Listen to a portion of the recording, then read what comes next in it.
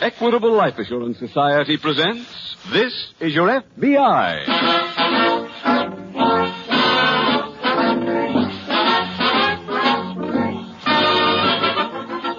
This is Your FBI, the official broadcast from the files of the Federal Bureau of Investigation. Presented as a public service by the Equitable Life Assurance Society of the United States and the Equitable Society's representative in your community.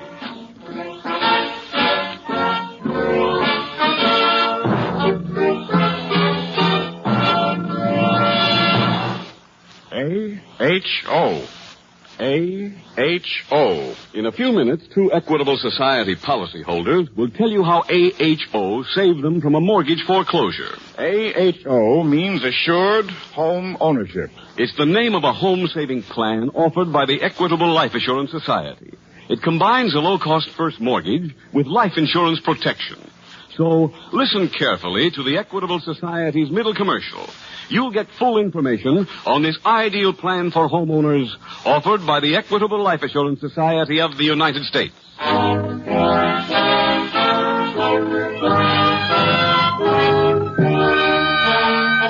Tonight's FBI file, The Hungry Rustler.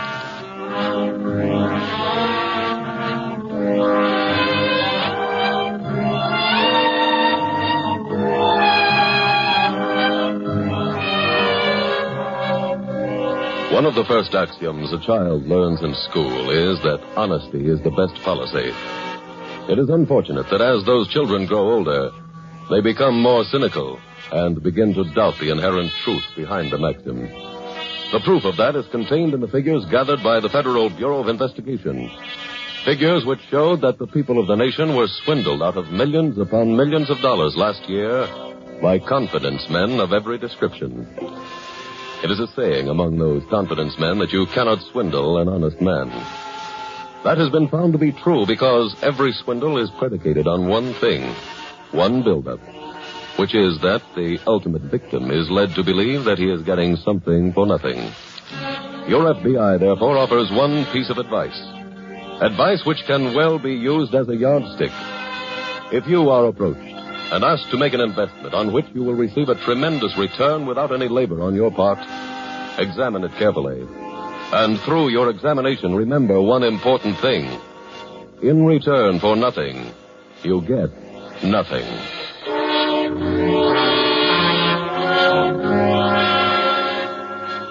Tonight's file opens in a shabby second-floor gymnasium located in a large eastern city. A man stands beside the ropes of a practice ring while a wrestler works hard trying to get into condition.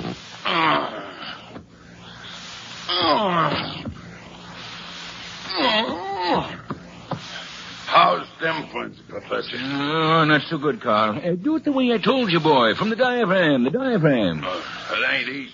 Look, you've got to sound like you're hurt, like you're dying. Like that? No, boy, no. Emote. Don't just lay there. Scream. Grab your leg or your head and pretend it's coming off. Well, I'll try. Hi, Professor. Huh? Oh, hello, Ralph. Good I find you up here. What goes with this? You mean, how do I happen to find myself in this temple of torture? Yeah. That large, ungainly boy there happens to be my property. Him? Yes? You are beholding the horrible huzzar. Well, he looks horrible, I'll give you that. How did you come up with him? That last tent show I was with ran into an embarrassing situation. Payday came and there was nothing in the damper. I was offered my choice, a dozen cracked Cupid dolls or him. You didn't have much choice. And made the wrong one. What a behemoth. He wakes up hungry, he's hungry all day, and he goes to bed hungry. Well, why don't he eat? Oh, dear boy, that's in spite of eating. Oh. Well, what's that he's doing now? Practicing. Wouldn't it be better if he practiced with somebody? Oh, he might get hurt. I have learned through bitter experience that the horrible huzzah is only a threat when holding a knife and fork. Why don't you just walk out and leave the bum? Ralph, look at that face. And tell me if you could walk out on him. Those eyes like a frightened St. Bernard. Look, forget him. But I've got an investment in him. How much you stuck? Everything I possess. Then maybe I'd come along at just the right time. Well, what do you mean?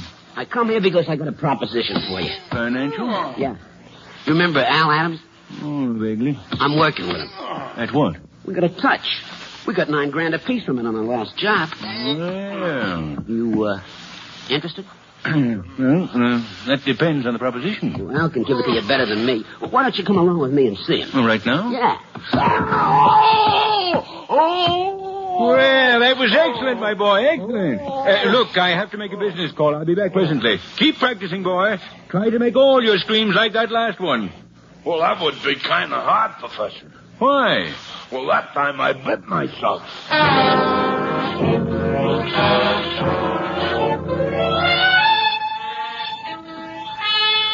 Meanwhile, at the local FBI field office, Special Agent Jim Taylor is in the teletype room when Agent Tony Webster enters. Hi, Jim. Oh, hello, Tony. You get my note? Yeah. What's up? A new swindling case. Oh? Come on, let's walk back to my desk. I'll give you the dope on it. All right. What kind of a swindle, Jim? Oil. Oh, where? Out west. Well, how come this office is in on it? Well, the Oklahoma City office apprehended a man who confessed to being part of the trio that put over this swindle. When he was questioned by our agents, he gave them the names of the other two men and said that they were headed this way. Who are they? Well, one of them is named Al Adams, and the other is a Ralph Hudson. Any descriptions? Yes, complete. And they've both got previous records. I assume you've already sent out an alarm on them. Just a few minutes ago. Well, what's the story on the swindle, Jim? Oh, I haven't got the details yet. I was waiting for another teletype on that. The Oklahoma City office said they'd send one on as soon as they finished the questioning. Oh? Look, instead of waiting around here for some word, Tony, let's go out and see if we can find them ourselves.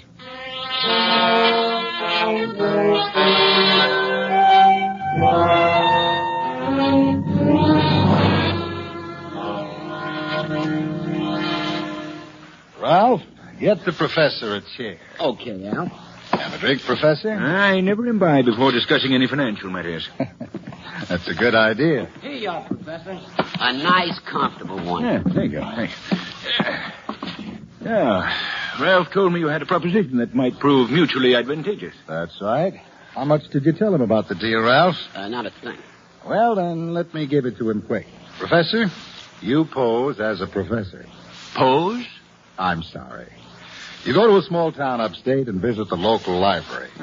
Logical place for me. You ask the librarian if she has any very old books about the beginnings of the town. Usually they've been stored down in the cellar with a lot of other junk. Yes? You go down there and plant a book I give you. What kind of a book? I'll give it to you before you leave. It'll be a book about the early history of the town. You leave the book in the library and then go out and buy a certain piece of property a little way out of town. Oh, I'm afraid you've overestimated my resources. Oh, I'll put up the money. Oh, splendid, splendid. Now, after you've bought the property, Ralph goes around and spreads the rumor that you found a book in the library that told you where there was oil. You see, Professor, the book says there's oil on your property. Oh, very clever. And just to make sure of the score, I come to town and say I'm from the Federal Bureau of Geology.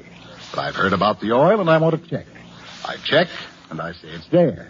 Then you sell and we leave town. How's it sound to you, Professor? Yes, it's a wonderfully contrived idea. Would you like to join the act? Well, I'm not sure that I can at the present time. Why not? I can't travel. Why? You met the reason earlier. The horrible huzzah. What's that? A wrestler, my wrestler. Oh. And if left unattended, I'm quite certain he would starve today. Look, I'll advance you some dough, enough for him to eat on while you're gone. Where will he live? Professor, from what I've seen of that bum, you can board him in a kennel. Now, what do you say? Well, if he's properly fed and sheltered, I'll accept the deal.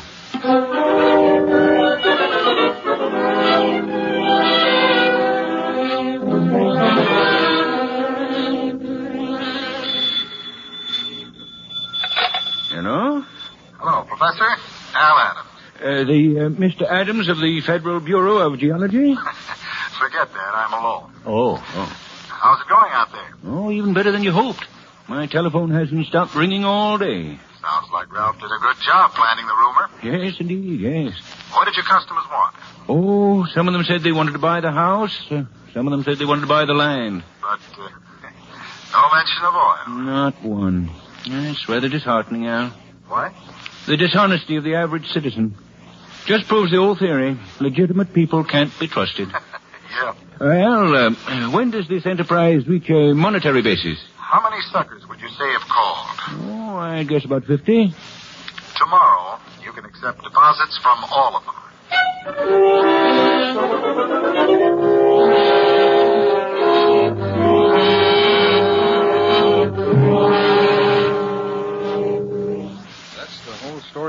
racket, Tony. They take deposits from everybody, and then they leave town. Pretty smooth. Yeah. Oh, the teletype gave some more details on the man they arrested. Which part did he play in this swindle? He was the phony professor. It appears that his Confederates double-crossed him. Oh. Well, his arrest came about from a supposedly anonymous phone call. It was traced to the Hotel Woodbury. In Oklahoma City. That's right. Well, after our office arrested the so-called professor, 2 agents checked at the hotel and learned that Al Adams and Ralph Hudson had been staying there. I guess they wanted a larger share of the profits, huh? Yeah, sounds like it. Well, what do you think we ought to do now, Jim?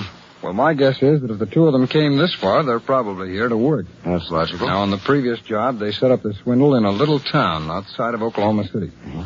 They'll probably follow the same pattern here. Mm-hmm. And I think the thing to do is send the alarm out to every small town in this area. So let's do that now, Tony, and maybe by morning we'll get some results.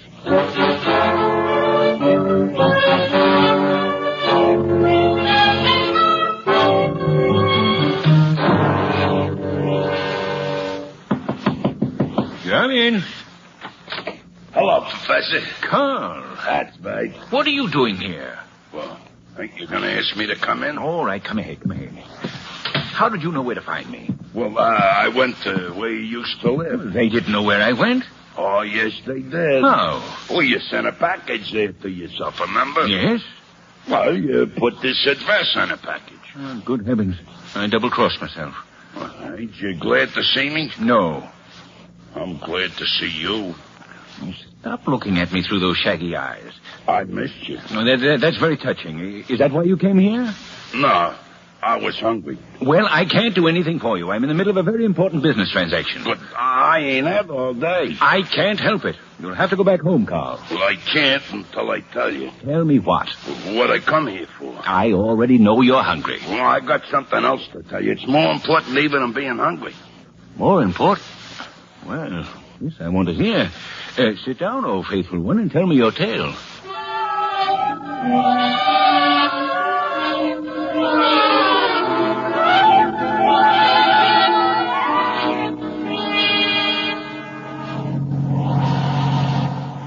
Al, did you tell the professor we were coming out to see him? Yeah. How much has he collected so far? $11,000. That's a very happy number. Yeah. Yep, he worked out okay. Good enough to keep him in the act? No, not that good. It's still better cutting it 2 ways. Why don't we blow a whistle on him? As soon as we collect the money. I don't like that part. Collecting? No, call him the cops. It makes you feel kind of crummy. Huh? Would you like to give him half of your cut? No. Then we turn him in. He ain't at the house up ahead there? Yeah. Better let me do all the talking.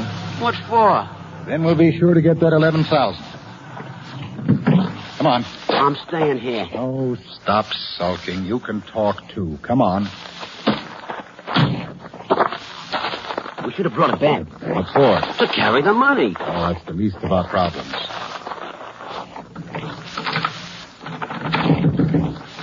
Hey, what is this? Huh? This door is locked. Maybe a sucker showed up. Maybe he's out showing the property. Wait a minute. What? There's a note stuck on the door. It's addressed to us. What's it say? Wait till I open it, will you? Well? Dear Alan Ralph, I've been chewing a pencil seeking a suitable proverb. I've tested and discarded such tried and true proverbs as bread upon the waters, don't bite the hand that feeds you. Instead, have coined one of my own, namely, never undersell a horrible hussar. What's he talking about? I don't know. This faithful illiterate, weak from hunger, bird-dogged his way here to tell me a story he'd picked up about your previous partner who, due to your deceit, found himself languishing as a rather permanent guest of the law. I checked and found this tale to be true. Fearing that history might repeat itself, I hastened to dissolve our partnership. What? Inasmuch as I was the only partner present at the time of the dissolvement, the horrible hussar, voting as your proxy, deeded me the $11,000. Farewell.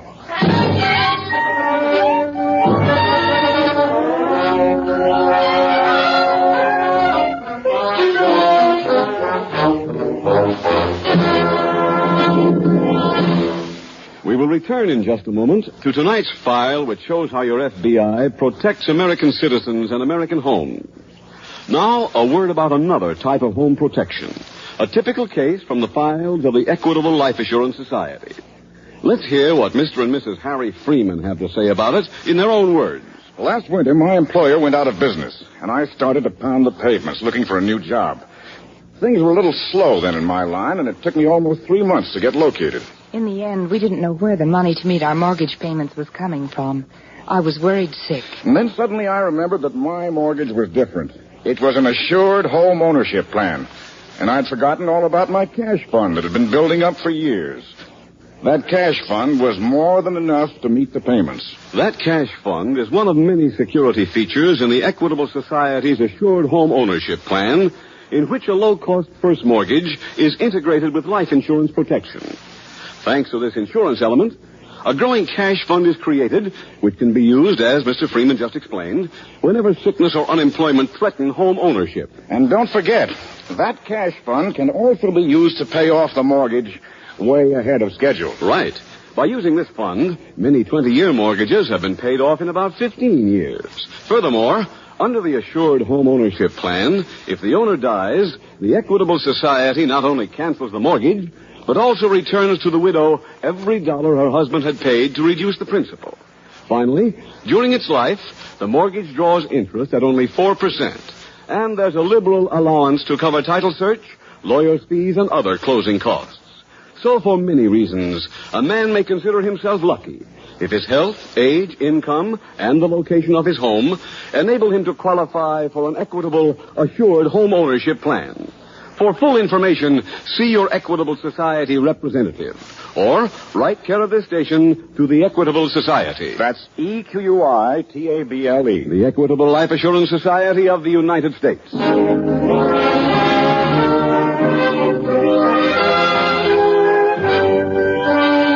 And now back to the FBI file, The Hungry Wrestler.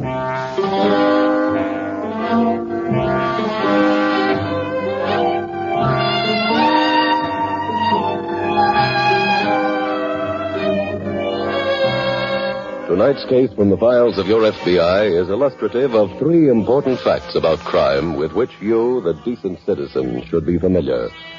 The first and most important is that crime is not confined to big cities. In the long list of places where the 1.5 million major crimes of the last 12 months took place, it is safe to say that no city, no town, no village, no crossroads hamlet is absent. The second important fact about crime for you to know is that, as you have seen, there is no particular criminal type. There would be no way of pointing to any one of the people in tonight's case and saying, here is a criminal. The only thing that makes any person a criminal is the fact that he commits a crime, and his appearance is not a contributing factor in that. No case from the FBI files better shows the third fact, that there is no such thing as loyalty among thieves. That axiom, which has come down to us through the years, has only one thing wrong with it. It simply isn't true. Remember those 3 things, and your FBI will feel well repaid for having helped to bring you this program tonight, because knowing them will help you fight in the war that must be won, the war against crime.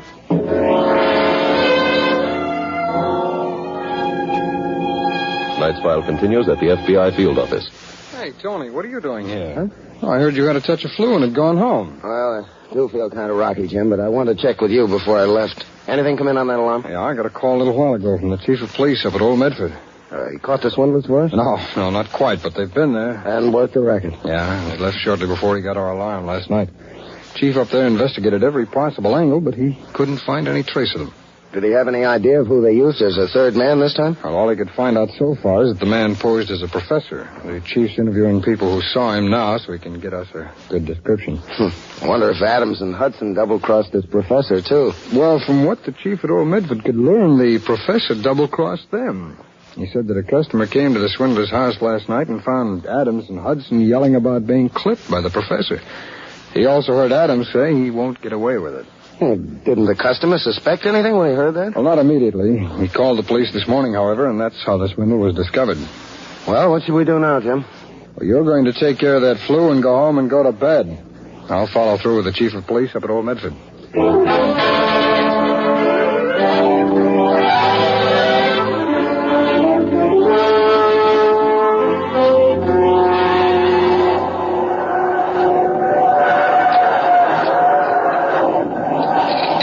Another steak, Carl? No, I have enough steak. Then order anything else you like, boy. Since your act of simple devotion, anything I have is yours. I'll maybe have order chicken. Good for you. With some baked potatoes. Any particular number? Oh, maybe 4. Well, that'd be a good start. Anything else, my boy? Yeah. Well, name it. Well, I like to wrestle somebody. Right now? No, I mean like in a ring. You mean you want to resume your career, isn't it? Yeah. Well, that should be very easy, my boy. In fact, it coincides with something I already have in mind. What are you talking about? I've been mulling over what to do with the $11,000. And I've decided to return to my first love, a carnival. Yeah. You gonna buy one? A piece of one. And I can wrestle in it? Indeed you can, lad. We'll get a tent and you can take on all comers. You mean wrestle people from the audience? Exactly. And what's more, we'll give prizes. Oh. Yes, that's exactly what we'll do. We'll offer enticing gifts to any person that you are able to defeat.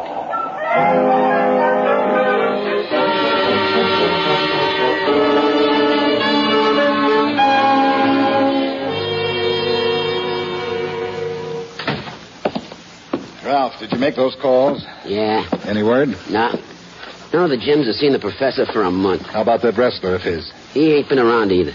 Oh, that's bad. Al, I'm tired of hiding out from the cops for a job I didn't get a quarter out of. Look, it was your idea to get the professor into this, so you find him. Who's there? Mr. Jenkins. Who? The guy who owns the motel. Come in. Afternoon. Good afternoon. I just got a message on the phone for either of you gentlemen. Well, what's the message? Wait now, I wrote it down on a piece of paper. Here it is. He said to tell you his name was Barney. That's the guy from the gym. What did he say? He said to tell you he got a letter from the Huzzah. Any more to the message? Yes. He said to tell you that the letter was from Thomasville. Where's Thomasville? Do you know Mr. Jenkins?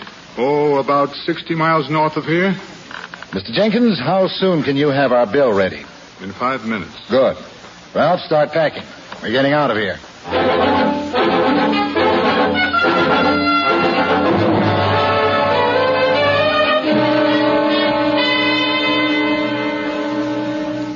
Well, welcome back to the office, Tony. Well, thanks, Jim. I checked with the doctor. He said you'd be in today. How do you feel? 1,000,000% better. Ah, good. I'm sorry I had to leave you all alone on that swindle case. Oh, you can still work on it. It's not closed yet. Oh, fine. Do you mind bringing me up to date on it, Jim? No, not at all. The chief up at Old Medford got a good description of the professor for us. Did that help? Yeah, as soon as we got it, we went through the local police files and came up with the right man. Who was it? Well, his name is William Drexel, but that's as far as we've gone. That name is familiar, Jim. Yeah, he's been arrested quite a few times. No address on the local police report? Yes, but it turned out to be a furnished room, and Drexel had checked out, or at least a friend of his had checked out for him 10 days ago. Wait a minute, Jim. Was the furnished room on 28th Street? Yeah, that's right. I thought I remembered that name. I questioned that Drexel in a case I handled last year. Oh? He'd just come back from touring with a tent show. And he told me he'd been with them all his life, and his ambition was to buy one someday. Oh. And maybe he's taken this money and satisfied that ambition. Oh, yeah, but there must be a couple of hundred tent shows, Jim. Yeah, I know, but I just thought of something. Hand me that phone.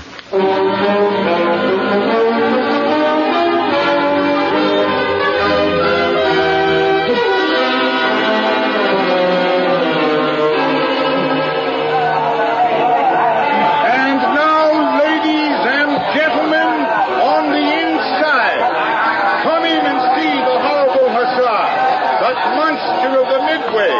He claws, he fights. Hey, Al, do you see what I see? Yeah. Come on over before the crowd closes in. Okay. He will meet anyone in the house. Hello, Professor. Oh, Surprised to see us? yes, I am. Though I'm always pleased to run into old friends. Something on your mind you'd like to discuss?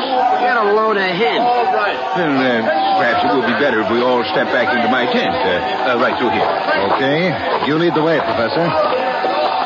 Be careful here, gentlemen. There may be holes in the ground where we've stuck tent poles. Just keep going, Professor, and worry about yourself. Yeah, here we are, gentlemen. Step into my canvas castle. After you, Professor. As you like.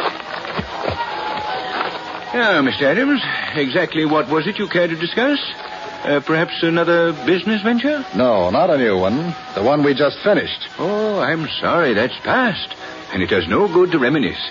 The future is all that's important. Professor, you know what we came for. If you want complimentary tickets, I'm afraid they're all gone. We want that money. Oh, I'm sorry, Mr. Adams. It's been invested. Al, should I do what we said? Wait. Before you contemplate violence, I shall have to warn you that I looked into your scheme quite carefully and found that you violated a federal law when you posed as a government official. I could notify the authorities. I'll save you the trouble. Yes. Young man, I'll thank you to mind your own business. Oh, this is my business, Professor. I'm a special agent of the FBI. What? You're all under arrest.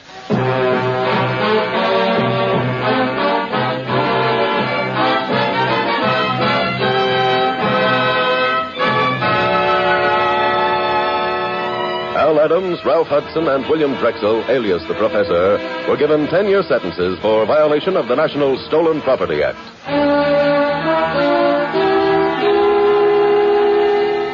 Special Agent Taylor was able to locate the Professor because he knew that there was a magazine which devoted itself almost exclusively to the doings of tent shows, circuses, and carnivals.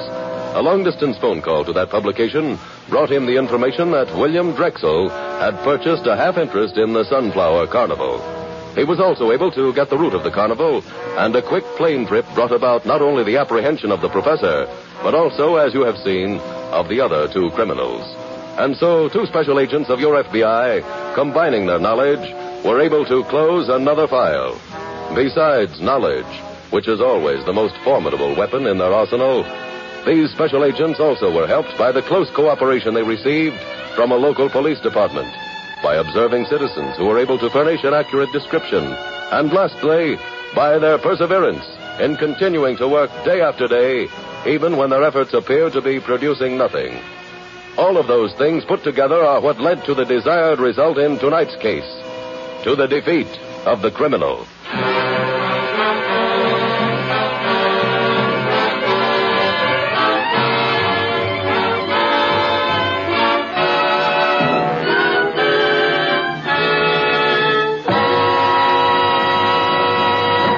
In just a moment, we will tell you about next week's exciting case from the files of your FBI. Now, one last word to homeowners about the kind of mortgage you get in the Equitable Society's Assured Home Ownership Plan. First, it's a mortgage that's practically foreclosure-proof. Right. If the owner dies, the mortgage is automatically canceled. During his life, the cash fund protects against emergencies such as illness and unemployment. Second, it's a mortgage that draws interest at only 4%. So, what are you waiting for? See your Equitable Society representative soon for full information about the Assured Home Ownership Plan, designed for you by the Equitable Life Assurance Society of the United States.